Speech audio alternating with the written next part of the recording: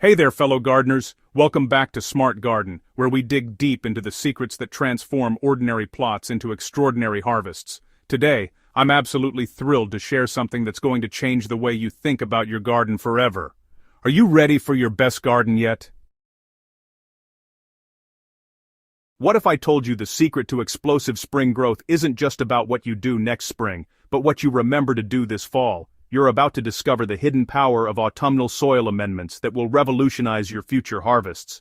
Trust me, by the end of this guide, you'll understand why the most successful gardeners I know are already out there preparing their beds right now, while everyone else is packing away their tools for winter. Let me let you in on something that took me years to fully appreciate. The biggest mistake most gardeners make, and I mean the one that costs them the most vibrant blooms and bountiful harvests, is completely ignoring fall soil preparation. I see it every year in my community. September rolls around, tomatoes come down, and suddenly garden beds sit bare and forgotten until March when panic sets in. But here's where the magic happens, and it's all about understanding the rhythm of nature itself. During fall and winter, your soil enters a period of quiet transformation that's absolutely perfect for amendment integration. Think of it this way. When you add organic materials in spring, you're asking them to break down rapidly while simultaneously supporting hungry, growing plants. It's like trying to renovate your kitchen while cooking Thanksgiving dinner.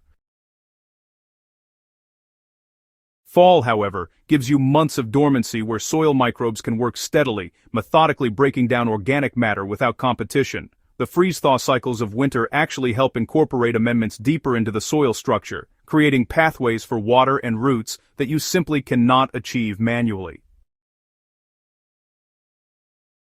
By the time spring arrives, you're not scrambling to prepare beds while seeds are calling to be sown. Instead, you're walking into a garden with soil that's loose, rich, dark, and absolutely teeming with life. Less work in spring means more time for the enjoyable parts of gardening, and honestly, who doesn't want that? The first superfood hiding in plain sight is organic compost, and I'm not talking about a light dusting here. We're going deep with a generous 2 to 3 inch layer worked into the top few inches of your soil. This black gold does something truly remarkable over the winter months. As temperatures drop and microbial activity slows, the compost melds with your existing soil structure, improving everything at once. You get better aeration, which means roots can breathe. You get enhanced drainage in heavy soils and improved water retention in sandy ones. Most importantly, you're creating a slow-release nutrient bank that will feed your plants steadily throughout the entire growing season.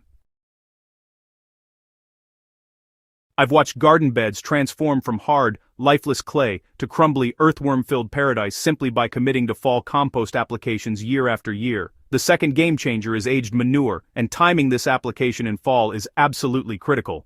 Fresh manure can burn plants and introduce pathogens, but well-rotted manure applied in autumn has months to mellow and integrate safely. Whether you're using cow, horse, or chicken manure, you're introducing not just nutrients but an entire universe of beneficial microorganisms. These microscopic allies are what make healthy soil truly alive. They break down organic matter, suppress disease organisms, and create soil aggregates that give your beds that perfect structure. I source my manure from local farms, and the relationship I've built with farmers has become one of the unexpected joys of this practice. Your third superfood is literally falling from the sky, and most people bag it up and send it to the landfill. Shredded leaves are nature's perfect mulch and soil amendment rolled into one. When you run your mower over those fallen leaves and spread them across your beds, you're mimicking what forests have done for millions of years. As leaves decompose over winter, they create leaf mold, which is one of the finest soil conditioners on the planet. The carbon in leaves balances the nitrogen in your soil, creating the ideal environment for decomposition. Plus, this is completely free. I've turned my suburban yard into a nutrient factory simply by keeping every leaf that falls on my property. Cover crops, or green manures as old-timers call them, are the fourth superfood and perhaps the most underutilized tool in the home gardener's arsenal. Sowing winter rye, crimson clover, or field beans in your empty beds does multiple jobs simultaneously. First, those roots are punching through compacted layers and breaking up hardpan that you could never reach with a shovel. Second, they're holding soil in place during winter rains and winds, preventing precious topsoil from washing away. Third, and this is where it gets exciting, leguminous cover crops like clover are literally pulling nitrogen from the air and storing it in their roots. When you cut these crops down in spring and turn them into the soil, you're adding fresh organic matter and a nitrogen boost all at once. It's like giving your garden a green prescription for vitality. The fifth superfood is organic mulch applied thickly over beds once you've added your other amendments. Straw shredded bark or leaf mold creates a protective blanket that moderates soil temperature, prevents erosion, suppresses early spring weeds, and feeds the soil as it slowly decomposes. I use at least 3 to 4 inches, and by spring it's half gone, transformed into rich humus.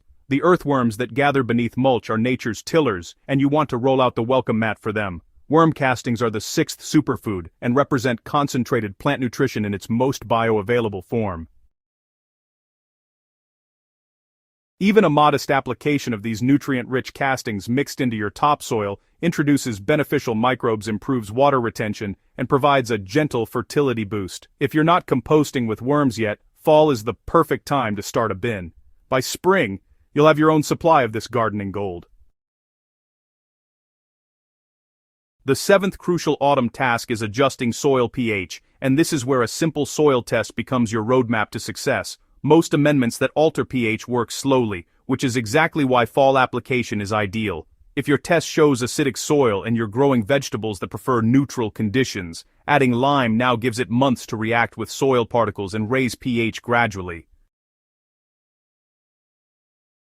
Conversely, if you're preparing beds for acid-loving blueberries or azaleas, incorporating sulfur or pine needles in fall allows the pH to drop naturally over winter. I test my soil every fall now, and the difference in plant performance has been remarkable since I started paying attention to pH.